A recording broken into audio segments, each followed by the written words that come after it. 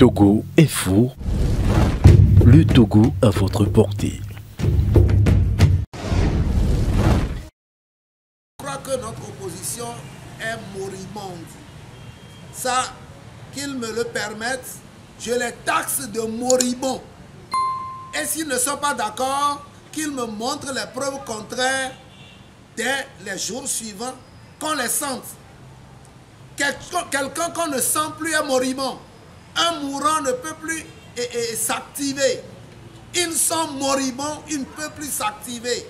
Et ils ne peuvent que répondre à des actes de présence et de façade qui, au ministère, pour préparer un quelconque, je l'explique, pour préparer une quelconque élection à venir, qui, pour honorer leur présence à des grandes manifestations sur le plan international, qui, pour vraiment soigner la façade et jouer à leur populisme en faisant quelques sorties rares et inopinées. Ils sont devenus des opportunistes. Ils ne sont plus actifs. Notre classe politique de l'opposition est moribonde. Et c'est moi qui le dis. Et c'est à dessein que je le dis. Ils sont achetés. Parce que jusqu'ici, moi je n'aime pas parler d'achat de conscience. Je sais qu'ils n'ont plus conscience pour ce peuple. Ils n'ont plus conscience. Parce que tous ceux qui font semblant de drainer de la foule pour se battre pour la cause commune, petit à petit, font profil bas. Petit à petit, on les rattrape et on les utilise comme des pions contre nous. Je l'avais déjà dessiné, ce schéma-là, au temps d'Achadam. Tout le monde m'a mordu le nez. Mais qu'est-ce que c'est devenu, cette affaire? Vous en faites partie de ces opposants aussi. Je faisais partie, mais je ne suis pas comme eux. Je ne suis pas devenu comme eux. Je les avais ressemblés, parce que nous devons nous ressembler pour être ensemble. Mais dès que j'ai senti que nous ne sommes pas les mêmes choses et qu'on ne peut pas être ensemble, dans l'obscurité qu'ils créent, j'ai mis la lumière pour que les consciences qui sont averties puissent regarder ce qui se passe dans l'obscurité. Ce qui se passe dans l'obscurité est ignominieux. Là où l'argent passe, la conscience des uns des autres disparaît. Les gens ont de l'argent à la place de leur conscience. Et tout le monde court pour sa survie. Ce n'est plus pour le bonheur de ce peuple-là. Ce n'est plus pour notre sérénité. Nous sommes lâchés. Nous sommes comme cédés au chacal. Et c'est dommage. Nous n'avons plus aucun droit à faire valoir. Nous n'avons plus de droit à faire valoir. Et aujourd'hui, c'est une minorité qui décide de notre sort.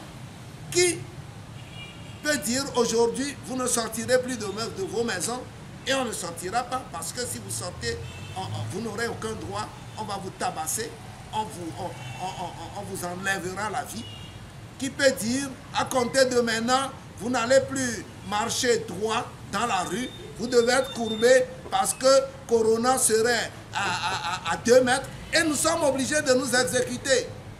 C'est comme ça. Et lorsqu'on dit, ah, il faut qu'à partir de demain, vous ne passiez plus par telle direction parce que Corona est là, tout le monde va s'exécuter en passant dans une direction inverse.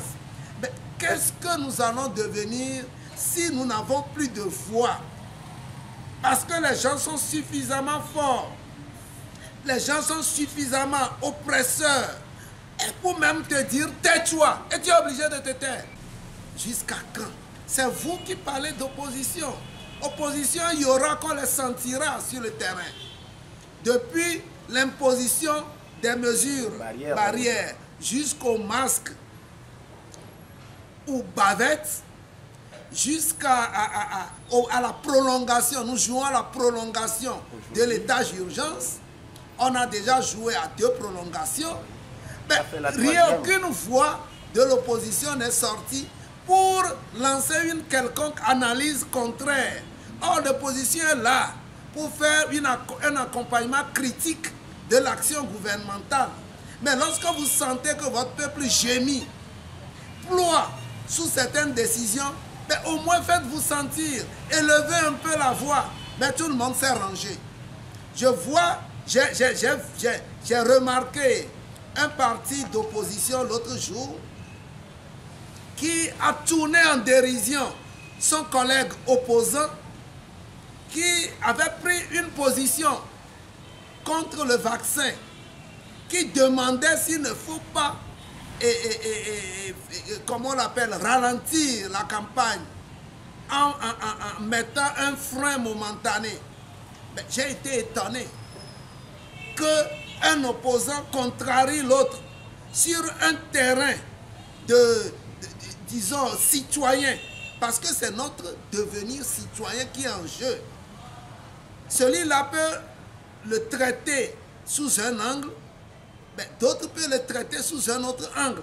Mais pour que cette cacophonie n'arrive pas, est-ce que le bon sens ne les appelle pas à se retrouver tantôt de façon informelle pour échanger et pour sortir des positions communes? Nous sommes livrés et nous n'avons pas d'échappatoire, nous n'avons même plus à qui aller. Mais je crois toujours comment on l'appelle, et à l'honneur de notre chef de l'État, que je respecte beaucoup, pour qu'il puisse quand même prendre la mesure de la situation. Et lorsqu'il m'entend parler, qu'il sache que c'est un ras-le-bol. Et qu'il mesure cette situation, qu'il rappelle pour en savoir davantage, qu'il écoute l'environnement international. Et qu'il puisse quand même raviser pour que nous puissions être rassurés et qu'on aille de l'avant plutôt qu'on fasse quand même, qu'on baisse les chines.